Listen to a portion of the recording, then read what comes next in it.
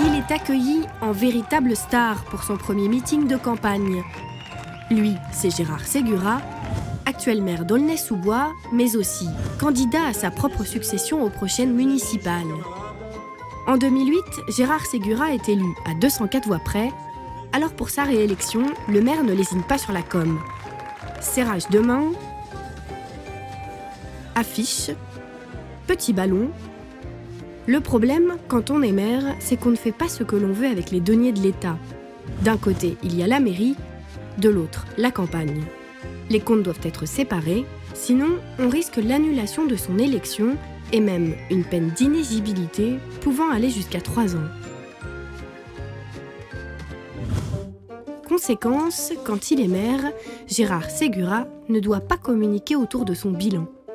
Aujourd'hui, il accueille le nouveau personnel communal, il en profite pour serrer quelques mains et même prononcer un petit discours. Quelques mots de monsieur le maire avant d'attaquer donc le sujet des carrières. Mais pas question de faire la promotion de ses actions, le maire doit rester évasif, sous peine d'être accusé de faire campagne. Donc encore une fois, bienvenue. Simplement 2 mots pour vous accueillir comme nous le faisons 2 fois l'an. Et je vais être obligé d'être plus discret que d'habitude sur l'intérêt que vous pouvez avoir à être recruté à la ville d'Aulnay et à recruter à la ville d'Aulnay dans la période actuelle. Mais quand même, monsieur le maire, n'est-on pas tenté de séduire tous ces potentiels électeurs? On est évidemment tenté, mais on est surtout... on a surtout intérêt à être très attentif, à ne pas se laisser glisser, bien évidemment, sur un terrain qui est hors les clous. Il est vrai qu'au niveau national, certains ont fait les frais du mélange des genres. En 2010, Jean-Paul Huchon a échappé de peu à l'annulation de son élection à la tête de la région Île-de-France. La raison, 2 campagnes de communication vantant les transports régionaux et organisées à peine 6 mois avant les élections. Nicolas Sarkozy, lui, s'est carrément vu refuser le remboursement de ses comptes de campagne pour la dernière présidentielle. Et là, c'est un meeting à Toulon, organisé aux frais de l'État, qui a fait tout basculer. Alors pour ne pas tomber dans le panneau, Gérard Segura fait attention à tout. Très bien. Non, mais c'est vrai, le chauffage. S'il fait trop froid, il faut leur demander de monter. Ouais. Je vais m'en occuper. Tu penses à... Et pas seulement qu'au chauffage. Cet après-midi, direction une réunion de campagne. Alors, monsieur le maire endosse ses habits de candidat, et concrètement, cela passe d'abord par un changement de voiture. Regardez, il part dans une voiture grise, là, il est toujours maire. Mais pour le candidat, ça sera voiture noire, une séparation des comptes, pas toujours facile à organiser. Pendant la campagne électorale, je continue à être maire, je continue à avoir une voiture, je continue à avoir un chauffeur qui m'emmène dans toutes les réunions qui relèvent de mon mandat.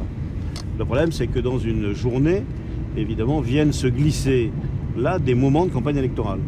Donc il faut jongler continuellement pour une organisation un peu particulière. C'est d'autant plus contraignant que parfois, bien évidemment, les choses ne s'enchaînent pas logiquement. Quand on est maire sortant, on peut donc facilement se mélanger les pinceaux. Et cette ambiguïté, l'opposition l'a bien comprise. Ici à Aulnay, le challenger, c'est Bruno Béchiza, candidat UMP, prêt à tout pour en découdre. Bonjour Bruno. En décembre dernier, il accuse le maire de faire valoir ses actions par le biais du journal municipal. L'objet du délit, une lettre de Manuel Valls déjà reprise dans un tract politique. On s'aperçoit qu'il y a manipulation puisqu'un courrier ministériel arrive déjà au Parti socialiste qui le diffuse par tract et qui, 6 jours plus tard, le laisse apparaître dans un journal municipal. C'est de la partialité. À qui impute-t-on ce courrier? Est-ce que c'est le ministre socialiste qui rend un coup de main à un maire socialiste sortant, ou est-ce que c'est le ministre de l'Intérieur qui veut éclairer les Aulnaysiens et les Aulnaysiennes? Réponse de Gérard Segura. Malgré toute la bonne volonté du monde, tout le monde peut faire des erreurs. Si j'avais su, j'aurais consulté de manière peut-être plus précise notre conseil pour savoir s'il y avait une latitude ou pas d'interprétation possible. Il faut en effet être continuellement attentif, mais vous ne pouvez pas l'être à 100%. Mais quand même, faire sa communication quand on est maire sortant, c'est un peu un jeu d'équilibriste.